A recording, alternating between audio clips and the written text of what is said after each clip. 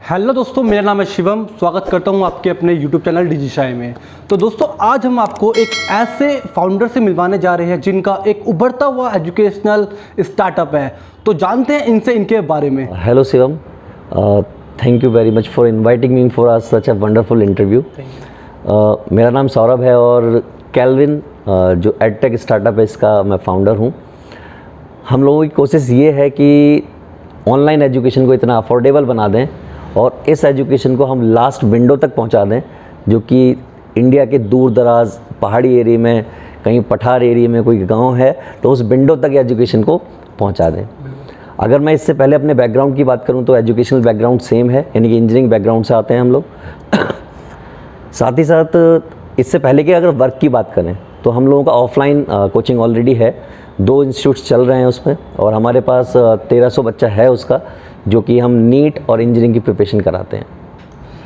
Hello Shivam and thank you for inviting us and also मैं अपने बारे में बताना चाहूँगा। मेरा नाम है Sachin and I am also founder of Calvin. और मैं आपको ये भी बता दूं, जैसा कि सर ने अभी भी बताया आपको, कि हमारा ऑफलाइन भी है, 2 ब्रांचेस हमारी चल रही हैं और ऑलमोस्ट 1300 हमारे पास स्टूडेंट्स हैं। और इसी के साथ साथ जैसा कि सर ने भी कहा और मैं भी इस बात में एक बात ऐड करना चाहूँगा, हर एक उस बच्चे का जिसका हक है एजुकेशन पाना, हम चाहते हैं कि हर एक उस बच्चे को उसका हक मिल पाए और इवन उस कॉस्ट पर मिल पाए जिस कॉस्ट पर अभी इस पूरे इंडिया में लोग जो हैं वो सोच भी नहीं रहे। हम चाहते हैं कि हर एक उस बच्चे के पास उस एजुकेशन को पहुंचाया जा सके और हम उसी चीज़ के लिए काम कर रहे हैं, दिन और रात काम कर रहे हैं। सर, सबसे पहले आप बताओ कि आपने किस तरीके से अपनी जर्नी की शुरुआत की थी। बेसिकली इसमें और भी फाउंडर्स हैं, जैसे मैं बात करूँ मेरे साथ जितेंद्र चौहान जी हैं, भारत भूषण जी हैं, संजय जी हैं, ये लोग भी इसके फाउंडर्स हैं। तो बेसिकली हम सब एक दूसरे को पहले से जानते थे, लेकिन किसी भी तरीके से एसोसिएट नहीं थे। एक दूसरे को पसंद करते थे, एक दूसरे को वर्किंग स्टाइल पसंद करते थे, सब अलग अलग अपना काम करते थे। तो दैन बात होती थी, मीटिंग्स में मिलते थे या कभी पार्टीज़ में मिलते थे, तो अक्सर बात होती थी कि कुछ साथ में करते हैं, क्योंकि सब अच्छा कर रहे थे अपने अपने फील्ड में। तो देन फाइनली एक दिन डिसाइड हुआ कि हमारे जो एक फाउंडर थे वो यहाँ पर थे नहीं, वो गवर्नमेंट जॉब में थे और वो दूसरे स्टेट में उत्तराखंड में थे कहीं। तो एक दिन छुट्टी पर आए और हम मिले, आपस में बात की, तो एक मीटिंग डिसाइड हुई और डिसाइड हुआ कि क्या करना चाहिए। तो उस टाइम पर सबसे अमेजिंग जो हमें लगा कि यार एजुकेशन में चलते हैं और हम लोग हैं भी उसी फील्ड से। तो डिसाइड हुआ कि भाई कैल्विन नाम का एक स्टार्टअप स्टार्ट करते हैं, वो भी ऑफलाइन स्टार्टअप था। उसको हमने स्टार्ट किया और सर पहली जो साल थी, यानी वेरी फर्स्ट ईयर, हमारे पास मात्र 7 बच्चे थे। 7 बच्चों को हमने पूरे सेशन पढ़ाया, पूरा स्टाफ, फैकल्टी सब कुछ हायर किया। हमने कल कंटिन्यूस में चलते हैं, मेहनत करनी है जब जुड़े हैं साथ में, बिल्कुल। और एफर्ट किया। अगली साल सर हमारे पास 26 स्टूडेंट्स थे। हमने फिर भी पीछे मुड़ के नहीं देखा, एफर्ट लगाए और अगली बार 128 बच्चे थे तीसरी साल में। लेकिन तीसरी साल के बाद जब हमारा नाम आगे गया, क्योंकि इस एरिया में बच्चा तो बहुत था, ईस्ट दिल्ली की बात करूं, लेकिन वो सारा बच्चा मूव करता था दूसरी जगह पर, क्योंकि जो ब्रांड थे वो दूसरी जगह पर थे और रिज़ल्ट प्रोड्यूस नहीं करते थे। लेकिन हमने 7 बच्चों में भी रिज़ल्ट प्रोड्यूस किया, 26 में भी किया और 128 में भी किया। देन अगली साल हमारे पास 450 बच्चा था, यानी कि लगभग हम कह सकते हैं कि 4 टाइम्स ग्रोथ हमने कर ली, जो कि एक बहुत बड़ी ग्रोथ थी इस एरिया में बैठ के, यानी ईस्ट दिल्ली में बैठ के। सर, अगर हम बात करें कैल्विन के नाम की, तो आपने कैल्विन का नाम ही क्यों चूज़ किया? कैल्विन नाम चूज़ करने के पीछे रीज़न ये था कि यूजुअली लोग क्या करते हैं, या तो अपने नाम पर रख लेते हैं या अपना सरनेम रख लेते हैं। जैसे और भी बहुत सारी ऑर्गेनाइजेशन है जो सरनेम पर हैं या नाम पर हैं। हमने कहा यार ऐसे कैसे, ये थोड़ा ठीक नहीं है, ये आउटडेटेड हो गया है, तो क्यों ना एक ऐसा नाम रखा जाए, थोड़ा मॉडर्न नाम हो। तो कैल्विन की अगर मैं बात करूँ तो यूनिट भी होती है साइंस में, कैल्विन एक वर्ड भी होता है। हमने कहा एक ऐसा वर्ड रख देते हैं, एक ऐसा नाम रख देते हैं जो लोगों की जो टंग है उसे फटाक से क्लिक करे, यानी मेन एम था कि क्लिक करे। तो कुछ लोग आज भी ये समझते हैं कि यूनिट की वजह से रखा है, कुछ लोग आज भी ये समझते हैं कि पॉजिटिव वर्ड है, कभी नेगेटिव नहीं होती यूनिट, इसलिए रखा हुआ है। कुछ लोग कहते हैं कि ये कोई वर्ड है उसके चक्कर में रखा है। लेकिन द रीज़न इज़ कि हाँ, फटाक से नाम आपके सामने से निकले, एक मॉडर्न वर्ड है और अच्छा वर्ड है। सचिन सर, अब आपसे बात करते हैं कि कैल्विन को स्टार्ट करने से पहले आपके पास कोई और बिजनेस आइडिया था या आपने सीधा कैल्विन को ही स्टार्ट किया था? एक्चुअल में जब हम लोगों ने इस चीज़ की शुरुआत की, हम लोग शुरू से ही, जब से हम लोगों ने काम करना शुरू किया, तभी से हम लोग एजुकेशन फील्ड में काम कर रहे थे। तो अब हम लोगों को एक दूसरे का साथ तो मिला ही हुआ था, तो हम लोगों ने, जैसा कि सर ने बताया भी, हम लोगों ने मिल करके सोचा कि क्यों ना काम शुरू किया जाए एक साथ। काम करने का तरीका भी सबको पसंद ही था एक दूसरे का। लेकिन हम लोगों ने जो बेसिकली जो सोचा था, जैसे इससे पहले मैं अगर अपने इंडिविजुअली भी बात करूं तो इससे पहले भी मैं काम कर रहा था एजुकेशनल फील्ड में, तब मैं साथ सर से मिला नहीं था उस वक्त। लेकिन हाँ, हम लोग काम सेम ही जगह पे कर रहे थे, बस एक साथ काम नहीं कर रहे थे उस वक्त। लेकिन जैसा कि सर ने कहा कि काम करने का तरीका हमारा सेम था, तो अब जब तरीका सेम होता है तो लोग मिल ही जाते हैं और अट्रैक्ट करती हैं चीज़ें। तो ऐसा ही कुछ हुआ कि सर को मेरा काम करने का तरीका पसंद था, मुझे सर का काम करने का तरीका पसंद था, तो हम लोगों ने साथ में ही फिर काम करना शुरू किया। और बिल्कुल शुरू से ही ऐसा नहीं था कि कोई और फील्ड थी, हम शुरू से एजुकेशन में थे और चाहते थे कि एजुकेशन में ही कुछ हमारी जो इंडिया है, इंडिया को कुछ देना है, वापस देना है, अपनी तरफ से भी कुछ कंट्रीब्यूट करना है। तो वो हम चाहते थे शुरू से ही एजुकेशन में देना, तो वहीं से हम लोगों ने शुरू किया था और फिर साथ में काम कर रहे हैं। सर, अगर हम बात करें कोविड के शुरुआती दिनों की, तो शुरुआती दिनों से अब तक काफ़ी बिजनेस सफ़र कर रहे हैं, तो उसमें डेफिनेटली आपका भी क्या हुआ। तो how have you dealt with pandemic 2020? Sir, Covid ये जो है 2020 इवन 2021 की भी बहुत बड़ी प्रॉब्लम थी। इसने सिर्फ एजुकेशन सेक्टर नहीं, टूरिज्म सेक्टर, होटल इंडस्ट्री, इस तरह के और भी सेक्टर को बिल्कुल कम्प्लीटली डिस्ट्रॉय कर दिया है। बाकी सब तो फिर भी ओपन हो गया है। चलिए, भी एजुकेशन अगर मैं बात करूं आपके टूरिज्म की, तो ओपन हो गया है, होटल इंडस्ट्री भी ओपन हो गई है, लेकिन एजुकेशन इंडस्ट्री अभी भी सर्वाइव नहीं कर पा रही है। प्रॉब्लम ये थी कि भाई कोविड का कोई एक केस आया, पता लगा हमें, तो हम बड़े रिलैक्स थे कि ठीक है, कोई एक वायरस आया है तो डील कर लिया जाएगा, ऐसी कोई दिक्कत वाली बात नहीं है। लेकिन एज ए कैल्विन फाउंडर होते हुए मन में डर था, क्योंकि गवर्नमेंट कहीं ना कहीं केसेस बढ़ रही थी, एक नोटिफिकेशन दे रही थी, एसडीएम का लेटर आया कि भाई ऐसे ऐसे कोचिंग इंस्टीट्यूट को बंद करना है, क्योंकि वहाँ पर बच्चे बैठते हैं, बहुत सारा स्टूडेंट एक साथ में बैठता है। तो हमने कहा ठीक है, लेकिन वो कंपलसरी नहीं किया उन्होंने। लेकिन 1 या 2 दिन में हम देख रहे हैं कि ये संख्या, यानी कि जो काउंट है वो केसेस का बढ़ता जा रहा है। और साथ ही साथ सिर्फ ये प्रॉब्लम नहीं थी, जो केसेस ट्रेस होने चाहिए, जिनको पकड़ के और एडमिट करना चाहिए, वो एडमिट नहीं, वो भाग रहे थे लोग, क्योंकि लोगों को एक ऐसा लग रहा था कि पकड़ के जेल में बंद कर देंगे। तो एज ए फाउंडर होते हुए डर बढ़ना स्टार्ट हुआ कि अब इतने सारे बच्चों को एग्ज़ाम्स होने हैं, कैसे क्या डील करेंगे।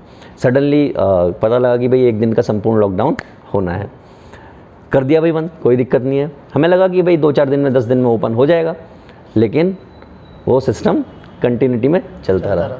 तो अब ये जब सिस्टम चल रहा था ना, तो उस वक्त हमें इस बात का तो डर था ही, क्योंकि बच्चों का एग्ज़ाम आ रहे थे। और उस वक्त भी, अगर आपको याद हो, मार्च चल रहा था उस वक्त, ठीक है सर। तो मार्च सबको पता होता है, बच्चों के एग्ज़ाम आधे हो चुके थे। तो उस वक्त भी, और हमारे ऊपर जिम्मेदारी थी, क्योंकि बच्चों की क्लासेस चल रही थी। लास्ट टाइम रिवीजन बच्चों का बहुत ज़्यादा इंपॉर्टेंट रहता है। अब उस वक्त में बच्चों की क्लासेस भी नहीं रोक सकते थे और इंस्टीट्यूट भी ओपन नहीं कर सकते थे, बिल्कुल। तो और ज़्यादा दिक्कत चल रही थी उसमें। अब ऐसे में सबसे बड़ा जो हमारे पास जो चैलेंज आया, अगेन प्रॉब्लम नहीं थी ये, हमारे लिए तो चैलेंज ही था सब कुछ। हम लोगों ने इस चैलेंज को एक्सेप्ट किया, और सबसे बड़ा चैलेंज मैं आपको बता दूं ये था कि क्योंकि हमारे जितने भी टीचर्स थे सारे ऑफलाइन मोड के थे, सब बोर्ड पे पढ़ाते थे, वाइट बोर्ड पर। अब उसमें प्रॉब्लम ये थी कि वो हैबिचुअल नहीं थे टेक्नोलॉजी के, तो उन्हें अलग से ट्रेन करना, कॉल करके, और सबको बताना कि किस तरीके से आप लोग पेन टैब चलाएंगे, किस तरीके से आप लोग क्लास लेंगे, कैसे बच्चों के डाउट्स होंगे, किस तरीके से चीज़ें चलेंगी, क्योंकि नीट का एग्ज़ाम भी आने वाला था सर उसी के बाद। और मैं आपको बता दूं कि ईस्ट दिल्ली का नंबर 1 रिज़ल्ट भी हमारा ही रहा है। इवन बाकायदा वो कहाँ टाइम चलता रहा, हमने कहा ना, हमने चैलेंज लिया था उस चीज़ को, और हम लोगों ने क्लासेस रेगुलर रखी बच्चों की, जितने भी नीट वाले बच्चे थे। और 10th और 12th का भी रिज़ल्ट जो था वो हमारा टॉप क्लास रहा, बहुत बड़े थे, टॉप क्लास रहा। और इसमें भी हम लोगों ने ये निकल करके दिखाया कि अगर हमारे सामने सिचुएशन आ गई, कोई बात नहीं, आ गई सिचुएशन, सबके सामने ही थी सर वो, ऑल ऑफ द ग्लोब थी, पूरी की पूरी सिचुएशन थी, सब लोग टैकल कर रहे थे, हमें भी करना ही था, हमें भी आगे तो बढ़ना ही था, रुक तो सकते नहीं थे। आगे बढ़े, प्रॉब्लम को सॉल्व किया हम लोगों ने, और टीचर्स ने भी साथ दिया और बच्चों ने भी साथ दिया। बच्चे सारे के सारे हमारे साथ बने रहे। जैसे जैसे पैंडेमिक आगे बढ़ता चला गया, अब सबके सामने ही पैसों का क्राइसिस था ही, सारे के सारे बच्चे भी परेशान हो रहे थे, पेरेंट्स भी परेशान हो रहे थे, क्योंकि अब जब पेरेंट्स परेशान हुए, बच्चे परेशान हुए, तो उन्हें भी पैसा देने में दिक्कत हो रही थी, हमें भी टीचर्स को पैसे देने में दिक्कत हो रही थी, और क्राइसिस आगे बढ़ता चला जा रहा था। लेकिन अगेन ये हमारे लिए चैलेंज था। हम लोग इसमें भी नहीं आ रहे, और हम लोगों ने वही सोचा कि नहीं भाई, पीछे नहीं हटेंगे, रुकेंगे, सॉल्यूशन सोचेंगे और इसको रिजॉल्व करके आगे की तरफ बढ़ेंगे और देखेंगे अब क्या करना है हम लोगों को। फिर हम लोगों ने प्लान किया और चीज़ें चलती रहीं, हम लोग रुके नहीं, चीज़ें चलती रहीं, कुछ चीज़ें और भी ख़राब हुई लेकिन हम लोग रुके नहीं, हम चैलेंजेस को एक्सेप्ट किया, आगे बढ़े, टीम को लिया, टीम और हमारी टीम ने भी पूरा साथ दिया हमारा, और हम लोग इसी तरीके से धीरे धीरे करके आगे बढ़े। और फिर एक टाइम पर फिर हम लोगों ने सोचा जिस हिसाब से, क्योंकि all over India, all of the globe stats जो थे वो बढ़ते चले जा रहे थे एडटेक के, जैसा कि आप लोगों को पता भी होगा, जितने भी एडटेक कंपनीज थी सबके जो स्टैटिस्टिक थे वो बढ़ रहे थे, आगे चल रहे थे, और बच्चे भी जो थे हैबिचुअल हो रहे थे। जो एक टाइम पे लगता था कि ऑफलाइन को रिप्लेस नहीं कर सकता ऑनलाइन, चीज़ें आगे बढ़ रही थी। हम लोगों ने सोचा क्यों ना एक काम किया जाए, हम लोग भी, क्योंकि इसी और बढ़ रहे थे, क्योंकि जब बच्चा जा रहा है उस ओर तो हमें तो जाना होगा, हमें सिचुएशन के साथ चेंज होना होगा। बिल्कुल, वरना अगर हम लोग सिचुएशन के साथ चेंज नहीं होंगे तो सर फिर लोग, हम दिखेंगे ही नहीं लोगों को फिर। और हम जैसा कि हमारा विज़न है, हमारा विज़न था हर एक बच्चे तक पहुंचना। ऑफलाइन में भी हम लोगों ने यही सोचा था। फिर उसके बाद हम लोगों ने सोचा ठीक है, अब हम लोग ऑनलाइन कैल्विन स्टार्टअप लेकर के चलेंगे, हमारा कैल्विन एडटेक लेकर के चलेंगे हम लोग। और अब जो हम लोगों ने सोचा हुआ है कि हर एक बच्चे तक पहुंचना है, तो अब तो सबके पास ही एक्सेस है सर अब इंटरनेट का, और बच्चे की जो एक्सेसिबिलिटी है वो भी बढ़ती चली जा रही है, अब तो पहुंच रही है सबके इसमें पास। मैं एक बात और ऐड ऑन करना चाहूँगा सर। जब पेंडेमिक चल रहा था तो एक तो डर था भाई, लाइफ का डर सबको होता है। उस दौरान भी हमारी जो कैल्विन टीम थी उन्होंने बहुत कोऑपरेट किया, बहुत सपोर्ट किया। मतलब आप देखिए कि हमारे पास कोई भी इंस्ट्रूमेंट नहीं ऑनलाइन क्लास देने के।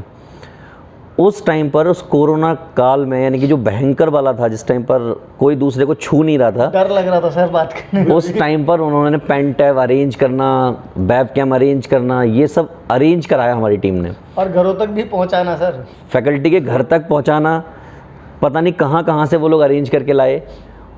मतलब एक अलग लेवल का काम किया। कहते हैं ना सर, जब टीम अच्छी होती है तो सारे एम बिल्कुल सही से सक्सेसफुल होते हैं। बिल्कुल सर, बिल्कुल। सर कोविड के बाद से ऑनलाइन एजुकेशन काफ़ी ज़्यादा हो रहे हैं, आप लोग भी आ रहे हो, तो आपको क्या लगता है कि ऑनलाइन एजुकेशन इंडिया का फ्यूचर है? बिल्कुल, मुझे लगता है कि ऑनलाइन एजुकेशन इंडिया का फ्यूचर है। उसका पीछे, जैसे कि सर ने अभी आपको बताया कि इंटरनेट का यूज़र बढ़ रहा है। जैसे कि अगर हम मोटे तौर पर कहें कि आज की डेट में 70% यूज़र जो है इंटरनेट यूज़र ऐप के थ्रू है, यानी जो ऐप्स चल रही हैं, ये डेटा कहता है, हम नहीं कह रहे, अलग अलग कंपनियों उसके सर्वेस कह रहे हैं। ये हमें ये भी दिखाई दे रहा है कि इंटरनेट जियो के आने के बाद, या आप कह सकते हैं फाइबर इंटरनेट आने के बाद, काफ़ी तेज़ी से बढ़ रहा है, और जियो और फाइबर का इसमें अहम रोल है। और डेटा ये भी कहता है कि भैया जितना अर्बन एरियाज़ में नहीं बढ़ा, उससे ज़्यादा रूरल एरियाज़ में बढ़ा है, क्योंकि इंडिया की मोस्ट ऑफ द पॉपुलेशन तो रूरल एरियाज़ में ही रहती है। तो वहाँ भी एक्सेसिबिलिटी बढ़ी है, लोगों के हाथ में मोबाइल पहुँचा है, लोगों के हाथ में इंटरनेट पहुँचा है, और वो डेली बेसिस पे चीज़ों को सर्च कर रहे हैं। और 70% लोग ऐसे हैं डेटा के हिसाब से जो डेली बेसिस पे इंटरनेट यूज़ कर रहे हैं। तो हमें ये लगता है कि बिल्कुल हो सकता है। एक डेटा सर मुझसे मॉर्निंग में शेयर कर रहे थे कि करीब 30% लोग जो है ई कॉमर्स को के थ्रू, वेबसाइट के थ्रू, यानी कि ऐप के थ्रू परचेज़ करते हैं, जो 2025 तक 45 से 50% होने वाला है, ये एक सर्वे कहता है। तो हम इन जनरल ये मानते हैं कि अगर कोई शॉपिंग कर रहा है ई कॉमर्स ऐप के थ्रू, तो वो उसकी एज जो है 25 है, 30 है, 35 है, 40 है, यही है, या उससे कम है, यानी कि 17, 18, 15 इसके बीच में होगा। यही लोग या इन्हीं के बच्चे ऑनलाइन एजुकेशन लेने वाले हैं आने वाले दिनों में। अगर ये खुद लोग हैंडी हैं इंटरनेट यूज़ करने में, ऐप्स यूज़ करने में, तो ऑब्वियस सी बात है जो लोग ग्रो हो रहे हैं, जो आज की डेट में 7 साल, 8 साल, 10 साल, 11 साल, 12 साल के हैं, वो तेज़ी से बढ़ रहे हैं, तो वो ऑनलाइन एजुकेशन ले सकते हैं। और जो ऑलरेडी आज 30 के हैं, उनके बच्चे आने वाले हैं, वो ऑनलाइन एजुकेशन ले सकते हैं। तो हमें लगता है कि बिल्कुल डेफिनेटली ऑनलाइन एजुकेशन फ्यूचर है इंडिया का। और इसी के साथ एक बात मैं ऐड ऑन और करना चाहूँगा इसी के साथ कि हम लोगों ने, क्योंकि स्टैट्स को हम लोग बहुत अच्छे तरीके से देख रहे थे, परख रहे थे, मैं आपको इसमें एक स्टैट बताना चाहूँगा आपको कि इंडिया में टोटल यूज़र ऑफ इंटरनेट जो हैं वो सर 504 मिलियन हैं। उसमें से 430 मिलियन के आसपास जो है, 430 मिलियन के आसपास हमारे पास 12 साल से ज़्यादा उम्र के बच्चे हैं, या 12 साल से ज़्यादा उम्र के लोग जो हैं वो 430 मिलियंस हैं। और 12 से कम, यानी कि 5 से 11 साल के बीच में लगभग 100-110 मिलियंस ऐसे लोग हैं जो यूज़ कर रहे हैं, और 5 से 11 साल के बीच में बच्चे ही हैं सर। और जब वो बच्चों के हाथ में 110 मिलियन स्टूडेंट्स हैं, वो स्टूडेंट्स ही होंगे, क्योंकि बच्चों को फ़ोन कौन देता है? पेरेंट्स देते हैं फ़ोन। और जब पेरेंट्स फ़ोन दे रहे हैं उन्हें, जब वो उस एज से ही सीख रहे हैं कैसे मुझे ऑनलाइन पढ़ना है, तब आप समझ सकते हैं कि इंडियन एजुकेशन ऑनलाइन की तरफ किस स्पीड से आगे की तरफ बढ़ रही है। सर जैसे हम बात करें ऑनलाइन एजुकेशन में कंपटीशन बढ़ रहा है, तो आप लोग भी आ रहे हो, तो इस चीज़ में आपकी क्या स्ट्रेटजी है? आप किस तरीके से काम करोगे? लेकिन सबसे बेस्ट थिंग जो हम लेते हैं, क्योंकि मैंने सर ने जैसे कि पहले ही कहा कि हम प्रॉब्लम को प्रॉब्लम नहीं लेते, हम एज ए चैलेंज लेते हैं। और वो चैलेंज कुछ हद तक अच्छा हो चुका है कि वो लोग रास्ता तो दिखा चुके हैं आपको कि भाई इस रास्ते पे चलना है। क्योंकि अगर आप 7 साल पीछे जाएंगे तो कोई एक्सेप्ट ही नहीं कर सकता था कि ऑनलाइन एजुकेशन भी हो सकती है। लेकिन उन्होंने रास्ता बना दिया और वो एक जगह पर खड़े हैं, अच्छी जगह पर। हमें तो सिर्फ फॉलो करना है और हमें उन कमियों को पूरा करना है जो वो नहीं कर पा रहे हैं। जैसे हम लोग अपनी बात करें, वो 4-5 जाइंट जो हैं वो अफोर्डेबल एजुकेशन नहीं दे पा रहे हैं। एजुकेशन तो ऑनलाइन दे पा रहे हैं, वो लास्ट विंडो तक भी दे पा रहे हैं, लेकिन लास्ट विंडो में सिर्फ वो उससे एजुकेशन ले पा रहा है जिसके पास मनी पावर है। और मनी पावर इंडिया के केस में बहुत बड़ी पावर है। हमारी कोशिश ये है कि जो वो काम नहीं कर पा रहे हैं हम उस पर फोकस करेंगे, यानी अफोर्डेबल एजुकेशन पहुंचाएंगे और क्वालिटी की एजुकेशन पहुंचाएंगे उस लास्ट विंडो तक। बहुत बढ़िया। और इसमें मैं एक पॉइंट और ऐड करना चाहूँगा कि जो एजुकेशन है और जो जिस तरीके से आगे की तरफ चला जा रहा है, जैसे कि एडटेक की अगर हम लोग बात कर रहे हैं, सो इसमें ज़रूर से जैसे कोविड आया, कोविड के बाद मैं आपको बताऊं कि एजुकेशन में इतना बड़ा चेंज आया है सर कि मिलियंस में बिलियंस में चेंजेस आए हुए हैं। मिलियंस में यूज़र्स बढ़ गए, बिलियंस में व्यूज़ बढ़ गए। अगर आप YouTube की भी बात करेंगे तो YouTube की भी बात करें, और अगर आप ऐप्स की, जाइंट्स की भी अगर आप बात करेंगे तो उनमें भी चेंज आया। इससे साफ पता चलता है कि बच्चा चाहता तो है, एक्सेस तो है बच्चे के पास, वो पढ़ना तो चाहता है। और मैं आपको बता दूं कि जब इन लोगों ने फ्री किया था ना सब कुछ, तब इन सब के जो यूज़र्स थे वो मिलियंस और बिलियंस का जो डाटा है ये तब का है सर, जब सब कुछ फ्री कर दिया गया था। दैट मीन्स सर पढ़ तो बहुत सारे बच्चे सकते थे। मार्च 20 की सर बात कर रहे हैं। बिल्कुल, पढ़ तो बहुत सारे बच्चे जा सकते थे, लेकिन पढ़ नहीं पा रहे थे एक्चुअल में। फिर अगर सारे ही पढ़ रहे होते, अगर हर विंडो तक पहुंच चुकी होती है एजुकेशन, तो सर फ्री करने के बाद तो चेंज ही नहीं आना चाहिए था। बिल्कुल सर। एक एजुकेशनल जाइंट तो सर ऐसा था जिसका जो यूज़र था वो डबल हो गया मार्च 20 में, यानी जैसे ही उसने फ्री किया डबल यूज़र हो गया उसका। तो ये काफ़ी बड़ा इम्पैक्ट रखता है। तो इसका मतलब अफोर्डेबिलिटी एक बहुत बड़ा रीज़न है इंडिया में हर जगह पर एजुकेशन ना पहुंचने का, और वही हम लोग चाहते हैं कि अफोर्डेबिलिटी का ये जो मेन चैलेंज है हमारे सामने, हम इसको, स्टैटिक्स हमारे पास सारे हैं, स्ट्रेटजी हमारे पास सारी है, बस अब हम लोगों को सिर्फ अप्लाई करना है और हम लोग धीरे धीरे करके आगे बढ़ते चले जा रहे हैं और काम कर रहे हैं। सर ने अफोर्डेबिलिटी वाली बात कही, यहाँ पे मैं एक पॉइंट बहुत अच्छा ऐड करना चाहता हूँ कि जब पेंडेमिक चल रहा था और इकोनॉमिकल क्राइसिस चल रहा था, सब कुछ चल रहा था, एक जाइंट ऐसा भी था उसने अपने पैकेजेस के रेट बढ़ाए थे। सब फ्री कर रहे थे, वो अपने रेट बढ़ा रहा था। तो देखिए, थिंक अबाउट दैट कि क्या सोच रहे हैं, किस तरीके से चीज़ें पॉसिबल है। और ये वही थे जो आते वक्त कह रहे थे कि हम सब कुछ फ्री देंगे, अफोर्डेबल नहीं कह रहे थे, वो कह रहे थे हम फ्री देंगे। सो इस तरीके से चीज़ें चेंज हुई। खैर सर, हमने अपने सोर्स से पता किया कि आप लोगों ने अपना फर्स्ट प्रोडक्ट लॉन्च किया है। क्या है वो फर्स्ट प्रोजेक्ट, उसके बारे में बताइए। सर बड़ा इंटरेस्टिंग प्रोडक्ट था। बेसिकली था क्या, वो वीडियो सॉल्यूशन था PYQ, यानी प्रीवियस ईयर क्वेश्चन। आपने देखा हुआ, अपने टाइम पर यूज़ किया होगा, 10 ईयर नाम की एक बुक हुआ करती थी। तो उसमें बेसिकली क्या होता था, उसमें 10 साल के क्वेश्चंस होते थे, तो हम लोगों ने उसका वीडियो सॉल्यूशन प्रोवाइड किया जो कि मार्केट में नहीं था। खैर, इसकी टेक्निकलिटी तो सर आपको डिस्कस कर लेंगे, लेकिन मैं कुछ और चीज़ें बताता हूँ, इसकी सक्सेस बताता हूँ, सक्सेस कैसे हुई। With in 1 month of launching हमने इसके 4000 पैकेज बेच दिए, यानी 4000 ट्रांजेक्शन्स कर दी। और इंटरेस्टिंग बात सर इसमें यह है, हमने 4000 बेचे, ये इंटरेस्टिंग नहीं है। इंटरेस्टिंग बात यह है कि ये हमने दिल्ली में नहीं बेचे, हमने टोटल 17 स्टेट को टैकल किया। अगर मैं बात करूं 3 दिन पहले के डेटा की, तो 17 स्टेट को टैकल कर लिए थे, और आज मैं बैठा हूं तो आज मैं 20 स्टेट को टैकल कर चुका हूं। बहुत बढ़िया। और इसमें भी एक और इंटरेस्टिंग बात है कि अगर मैं साउथ इंडिया में जाऊं, जहां पर लैंग्वेज एक बहुत बड़ा बैरियर है, वहां के लोगों ने भी पैकेज खरीदे हैं, एक लैंग्वेज बैरियर होने के बावजूद भी, क्योंकि वो पैकेज हमारा इंग्लिश और हिंदी में है, यानी कि इंग्लिश में है एक तरीके से, स्टिल उन्होंने खरीदे हैं। यानी कि लगभग हम 20 स्टेट को कवर कर चुके हैं, 4000 पैकेज बेच चुके हैं, वो भी सिर्फ 1 महीने में। ये बहुत बड़ी सक्सेस है किसी भी स्टार्टअप के लिए पहले मंथ। बहुत बड़ी अचीवमेंट है सर, क्योंकि अगर हम बात करें इतने कम टाइम में इतने प्रोडक्ट हर कोई नहीं बेच पाता। जी सर। और इसमें अगर अफोर्डेबिलिटी वाली अगर आप बात करें तो अफोर्डेबिलिटी को मैं बस एक चीज़ से आपको रेफरेंस, क्योंकि अगर आपको मिल जाएगा तो आप बहुत अच्छे से समझ पाएंगे जी। और जो हमारी ऑडियंस है वो भी समझ पाएगी कि जब कभी भी आप PYQ या प्रीवियस ईयर खरीदने जाते हैं, आप कहीं आप किसी भी सब्जेक्ट का खरीदने जाइए, आपको 250 से 300 रुपये का पड़ता है वो। बिल्कुल ठीक है, हार्ड कॉपी होती है। जब आप उसका सोल्यूशन देखते हैं, किसी भी क्वेश्चन का सोल्यूशन देखते हैं आप, तो आपको क्या पता चलता है, यार ये तो या तो मेरे समझ में आ गया या तो मेरे समझ में नहीं आया। एग्जैक्टली हम लोगों ने क्या किया सर, हर एक, और जब मैं कह रहा हूँ हर एक, तो हर एक क्वेश्चन का हम लोगों ने सोल्यूशन करवाया है। और सोल्यूशन इवन ऐसे ही वैसे नहीं, हर एक क्वेश्चन को हम लोगों ने ढंग से समझाया। सर ने कहा ना कि उस जगह पर भी जा कर के, जहाँ पर ये लैंग्वेज भी नहीं थी, जहाँ हिंदी लैंग्वेज नहीं है, वहाँ पर भी अगर लोग समझ पा रहे हैं तो हमारे एक्सप्लेनेशन की वजह से समझ पा रहे हैं वो लोग। वो सारी के सारे जो हम लोगों ने सम्स वहाँ पर सॉल्व किए हैं, जो क्वेश्चन वहाँ पर सॉल्व किए हैं, वहाँ पर बच्चे इस वजह से हमें समझ पा रहे हैं। और इसी के साथ जब एक किताब आपको मिल रही थी 300 रुपये की एक सब्जेक्ट के लिए, अभी मैं सिर्फ एक सब्जेक्ट की बात कर रहा हूँ, और हम लोगों ने क्लास 10th में साइंस का जो प्रोडक्ट निकाला हमारा, वो 99 रुपये का था सर। पूरे के पूरे 15 के 15 चैप्टर्स जो थे वो सिर्फ और सिर्फ 99 रुपये में एक्सेस कर सकता था बच्चा। और यही नहीं, सबसे इंटरेस्टिंग बात यह है कि पूरा का पूरा चैप्टर सर हम लोगों ने टॉपिक वाइज, मार्क वाइज, मतलब बच्चे को मेहनत करनी ही ना पड़े, उसे डायरेक्टली सारी चीज़ें मिलें। कैसे मिलेंगी बच्चे को? अब अगर बच्चा मैथ्स का कोई टॉपिक उठाता है तो मैथ्स के टॉपिक में अगर कोई, जैसे फॉर एग्जांपल कोई A टॉपिक है, अब वो एग्ज़ाम में पूछा गया है सर 1 मार्क का भी, 2 मार्क का भी और 3 मार्क का भी। अब बच्चे को ये समझ में नहीं आता कि 1 मार्क में कितना एक्सप्लेन करूं।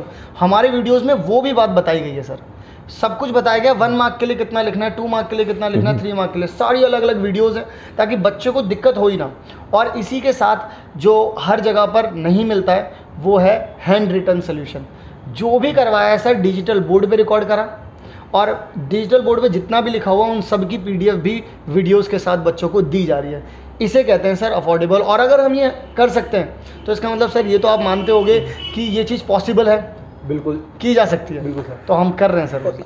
सर इसमें एक ऐड ऑन करना चाहूँगा मैं, मोस्ट अफोर्डेबल नहीं, इन्होंने एक्सेस भी दिया चीज़ों का। भाई आप अगर बुक लेने जा रहे हो, आपको किसी बुक में सिर्फ एक चैप्टर पढ़ना है मान लीजिए, तो बुक तो आपको पूरी खरीदनी पड़ेगी। ऐसा तो नहीं है कि 4 पेज आपको निकाल के दे देगा। हमारा जो पैकेज था, जो पहला प्रोडक्ट था, उसमें अगर बच्चा चाहे उसे सिर्फ एक चैप्टर चाहिए तो वो सिर्फ एक चैप्टर चूज़ कर सकता है, उसे सारी बुक लेने की ज़रूरत नहीं है। यानी मात्र 10 रुपये। बिल्कुल सर, अफोर्डेबिलिटी इसे कहते हैं। इसे कहते हैं बिल्कुल। और हर एक चैप्टर को, मतलब कि बच्चे के दिमाग में बैरियर ही नहीं, मतलब एक बैरियर होता था ना, एक चैप्टर नहीं आता, इंटीग्रेशन नहीं आता क्लास 12th का, तो पूरी किताब खरीदनी पड़ेगी। वो नहीं करना, सिर्फ इंटीग्रेशन खरीदो, उनके PDFs लो, उनकी वीडियो लो। और उसी के साथ जो बच्चा 200 रुपये का सैम्पल पेपर भी खरीदने जाता था ना, 200-250 रुपये का, वो तो फ्री दे रहे हैं सर हम। 5 सैम्पल पेपर तो फ्री दे रहे हैं सर हम। सर अगर हम बात करें स्टार्टअप्स की, या जो स्टार्टअप्स की प्लानिंग कर रहे हैं, तो जनरली सबका क्वेश्चन आता है फंडिंग से रिलेटेड, कि फंडिंग कहाँ से अरेंज करे, कितना अरेंज करे, कब अरेंज करे। तो आप लोगों ने जब कैल्विन स्टार्ट किया था तो आप लोगों ने कहाँ से फंडिंग अरेंज की थी? सर बेसिकली जो भी स्टार्टअप होते हैं वो सीड फंडिंग पर चलते हैं, लेकिन हम लोग कैपेबल थे, मतलब हम शुरुआत से थोड़ा कैपेबल थे, क्योंकि वर्क तो ऑलरेडी कर ही रहे थे। तो जब हम 5-6 लोग हैं साथ में एसोसिएट हुए, तो हम बूट स्ट्रैपिंग पे चलना स्टार्ट किया, एक दूसरे से हेल्प लेके, एक दूसरे से चाचा मामा रिश्तेदार इनसे हेल्प लेके इसी को आगे ग्रो कराना स्टार्ट किया। और ग्रो जब होने लगा तो रिवेन्यू जनरेट होने लगा, तो उसका फिर हम डेवलपमेंट में यूज़ करने लगे। इसी तरीके से हमने एडटेक, जो हमने ऑनलाइन कैल्विन का स्टार्टअप स्टार्ट किया, इसमें भी हम बूट स्ट्रैपिंग कर रहे हैं और आगे बढ़ाएंगे इसको। Then we will plan future में कि किससे फंडिंग लेनी है, एंजल लेनी है, VC लेनी है, क्या लेनी है, वो देखेंगे। सर अगर हम बात करें स्टार्टिंग की, तो स्टार्टिंग में आप लोगों का कितना फंड लगा था? क्योंकि मेडिकल के बच्चे थे तो 7 बच्चों के लिए हमें 3 या 4 टीचर अरेंज करने पड़े, और 4 टीचर अरेंज करने के लिए आपको फुल टाइम टीचर रखने की ज़रूरत नहीं पड़ी हमें, तो हमने आवरली बेसिस पर टीचर्स का अरेंजमेंट किया था, जो आई थिंक उस टाइम पर कई 1200-1500 रुपये पर आवर रहता था उस टाइम पर। तो 4 टीचर ऐसे कैलकुलेट कर लीजिए। कुछ और हेल्पिंग स्टाफ था, जैसे कि काउंसलर्स होते हैं, टाइपिंग डिपार्टमेंट में कुछ लोग होते हैं। इसी तरीके से मोटे मोटे तौर पर थोड़ा करके हमने अरेंज किया और इसी तरीके से इसको ग्रो कराया। सर अगर हम बात करें एजुकेशन की, तो उसमें आप लोगों का नियर एजुकेशन का फ्यूचर प्लान क्या है और आपका फार फ्यूचर प्लान क्या है? तो अभी के लिए तो सर हम लोगों ने काफ़ी सारे प्लान्स अभी हमारे बोर्ड रिलेटेड थे, लेकिन अगर आप अपकमिंग मंथ्स में कहें तो हमारी तरफ से क्लास 10th के लिए और क्लास 12th के लिए हमारी तरफ से काफ़ी सारे पैकेजेस आने वाले हैं और इतने अफोर्डेबल कॉस्ट पर आने वाले हैं जो कि अभी तक इंडिया में नहीं मिला है बहुत बढ़िया। अभी तक। और जितना भी अफोर्डेबल हो सकता है, हमारी कोशिश ये है कि सबसे ज़्यादा अफोर्डेबल लोगों तक पहुंचाया जाए, क्योंकि अभी भी मार्केट में है कुछ लोग जो कहते हैं कि हम मोस्ट अफोर्डेबल दे रहे हैं। हम ये चीज़ प्रूव करके दिखाएंगे कि एक्चुअल में वो अफोर्डेबल नहीं है, ये अफोर्डेबल है। हम ये चीज़ प्रूव करके भी दिखाएंगे और बाकायदा बच्चों को एक्सेस करवा करके दिखाएंगे और बच्चे उससे टॉप भी करेंगे। ये तो हमारे नियर हैं 10th और 12th के बच्चे जो हैं उनके लिए है हमारे लिए। और अगर हम लोग बात करते हैं फार प्लानिंग की, तो फार प्लानिंग हमारे लिए ज़्यादा दूर नहीं है, पास में ही है हमारे लिए। तो सो हमारे लिए नेक्स्ट ईयर की प्लानिंग जो है, क्योंकि हम लोग वहाँ का अभी हम लोग टारगेट लेकर के चले हैं, वहाँ की हम लोगों ने स्ट्रेटजी बना रखी है। विद इन 2 ईयर्स ही हम लोगों को जेई और नीट के लिए भी बच्चों के लिए जो चाहते हैं अफोर्डेबल एजुकेशन पाना, क्योंकि वो गाँव में जो बच्चा चाहता है ना डॉक्टर बन जाऊँ, इंजीनियर बन जाऊँ, वो बच्चा जो है ना वो चाहता है सर अफोर्डेबल एजुकेशन मिले और वो अपने माँ बाप का जो सपना है उसको पूरा करें। और यही सपना हमारा है कि वो पूरा कर पाए, और उसके लिए हम लोग लगे हुए हैं। बिल्कुल सर। आप हमारी ऑडियंस को क्या बताना चाहोगे, जो ऑडियंस हमारी बिजनेस कर रही है या जो प्लानिंग कर रही है करने के लिए, आप उनको क्या मैसेज देना चाहोगे? उसके लिए सर मैं बड़ा सिंपल मैसेज देना चाहूँगा। आपके पास आइडियाज़ हो सकते हैं, क्योंकि आज की डेट में इंडिया में एंटरप्रेन्योरशिप का बड़ा तेज़ी से बूम पर है, सब बनना चाहते हैं। प्रॉब्लम यह है कि न्यू जनरेशन हो, बड़ा सिंपल सा प्रॉब्लम है, आइडिया उनके पास है, वो वेट कर रहे हैं एक सही टाइमिंग का कि कब सही टाइमिंग आएगी। तो हम लोगों का ये मानना है कभी भी कोई सही टाइमिंग नहीं होती। आज आपके पास आइडिया है, उसको पेन डाउन करो, कैसे उसको एग्जीक्यूट करोगे उसको फिगर आउट करो और स्टार्ट हो जाओ। ये ज़रूरी नहीं है कि आप पहले आइडिया में सक्सेसफुल हो, 95% तो स्टार्टअप फेल होते हैं। बिल्कुल। तो आप ये मान के चलिए कि आप फेल हो जाओगे, लेकिन हर फेल्यूर आपको कहीं ज़्यादा सिखाता है एक सक्सेस से। आज स्टार्ट कीजिए, 4 दोस्तों के साथ मिलिए, एसोसिएट होइए एक दूसरे से, बिल्कुल भी हिचकिए मत कि कैसे एक दूसरे के साथ एसोसिएट हो। स्टार्टअप एसोसिएट होके ही चलते हैं। सबसे बड़ी बात है तो जो ज़रूरी रखने वाली चीज़ है बस यही है कि अगर किसी के दिमाग में कोई भी प्लान है जी, कुछ भी है, बस हम लोगों ने यही चीज़ सीखी है और हम लोग यही चीज़ बताना चाहेंगे। जो अगर आप बस ये देख लीजिए आज क्या हो सकता है, कल क्या होगा वो किसी को भी नहीं पता है। बिल्कुल। आज जो हो सकता है ना वो उसे करके दिखा दो। अगर जो आज हो सकता है अगर आपने वो कर दिया ना, तो जो कल आपने सोचा है वो भी हो जाएगा। कहते हैं ना कि अगर आपका प्रेजेंट आप अच्छा लेके चल रहे हो तो फ्यूचर डेफिनेटली अच्छा होगा, कल को आपका पास्ट भी अच्छा होगा, क्योंकि सारी चीज़ प्रेजेंट के ऊपर डिपेंड करती है। बिल्कुल। तो आप हमारी ऑडियंस को कुछ बताना चाहोगे अपने बारे में, कुछ और अदर चीज़? सो मैं आप सभी लोगों से बस यही कहना चाहूँगा कि हम लोगों ने ये जो हमारा विज़न है आप सभी लोगों के लिए शुरू कर दिया है, और अभी लेटेस्ट हम लोगों के बहुत सारे कोर्सेज लॉन्च हो चुके हैं। डिस्क्रिप्शन में आप सभी लोगों को एक लिंक भी मिल जाएगा, जो हमारी वेबसाइट का लिंक है, हमारी ऐप का भी लिंक आपको मिल जाएगा। आप लोग वहाँ पर जा कर के देख सकते हैं कि हम लोगों ने कौन कौन से प्रोडक्ट लॉन्च कर दिए हैं और कौन कौन से प्रोडक्ट आने वाले हैं, वो चीज़ें भी आप लोगों को मिल जाएंगी।